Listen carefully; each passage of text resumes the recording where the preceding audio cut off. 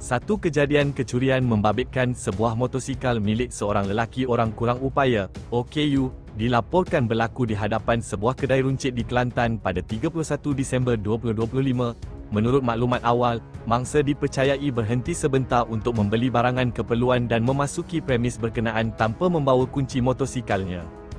Dalam tempoh singkat itu, seorang lelaki tidak dikenali disyaki mengambil kesempatan sebelum membawa lari kenderaan berkenaan. Kejadian tersebut dikatakan berlaku di depan mata mangsa, namun tindakan suspek berlaku pantas.